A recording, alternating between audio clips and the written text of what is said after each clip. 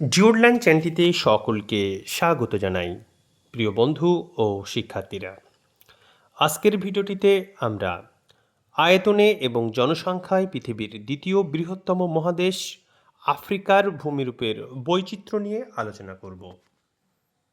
Africa মহাদেশের ভূপ্রাকৃতিক মানচিত্রটার দিকে তাকালে একেবারে উত্তর পশ্চিম দিকে আটলাস পর্বতমালা দেখা যায়। আটলাস হিমালয় পর্বতমালার মতো উঁচু বা বিশাল নয়। আটলাস পর্বতমালার সবচেয়ে উঁচু শৃঙ্গ হল মাউন্ট তৌবকল, যার উচ্চতা 4165 মিটার।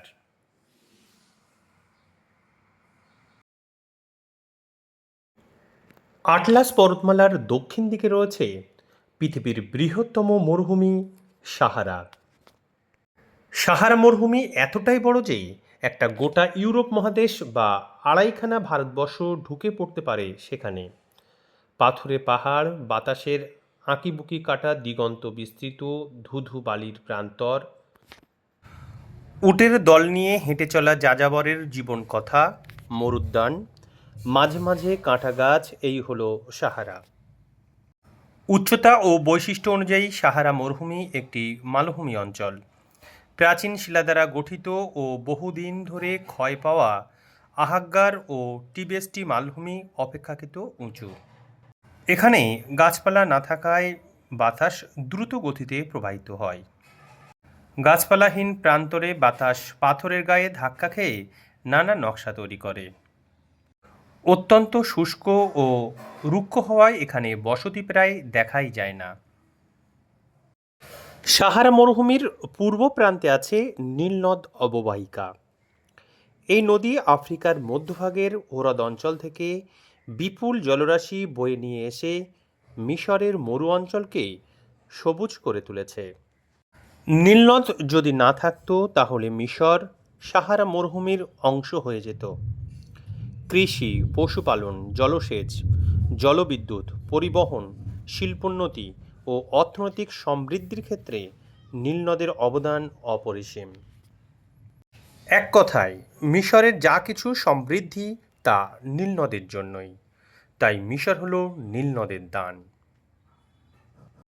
বন্যা নিয়ন্ত্রণ ও কৃষিজমিতে জলসেচ করার জন্য নীলনদের উপর আসওয়ান বাঁধ তৈরি করা হয়েছে।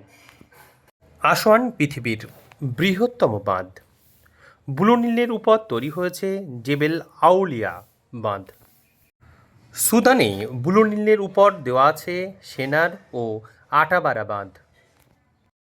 আফ্রিকার মধ্যভাগের নিরক্ষরেখার আশেপাশে দেখা যায় কঙ্গো নদী অববাহিকার ঘন জঙ্গল। বৃষ্টি বেশি হওয়ায় এই জঙ্গল সারা বছর সবুজ থাকে। কঙ্গো আফ্রিকার দ্বিতীয় দীর্ঘতম নদী। এর প্রবাহের দিক পশ্চিম দিকে। দৈর্ঘ্যে নীলনদের চেয়েও কম হলেও জলপ্রবাহ যথেষ্ট বেশি। আফ্রিকার সবচেয়ে বৃষ্টিবহুল এলাকা থেকে কঙ্গোর সৃষ্টি। প্রতিদিন প্রচুর জল কঙ্গোর মধ্য দিয়ে আটলান্টিক মহাসাগরে পড়ে। বয়ে যাওয়ার পথে বহু জায়গায় গভীর উপত্যকা তৈরি করেছে। জাম্বিয়ার উত্তর প্রান্ত হল এই নদীর উৎসস্থল। প্রায় ওই একই জায়গা থেকে পূর্ব দিকে সৃষ্টি হয়েছে জাম্বেসি নদী। কিসাঙ্গিনী, বান্ডাকা, কিনশাসা, ব্রাজাভিল হল কঙ্গোর তীরে গড়ে ওঠা বড় শহর।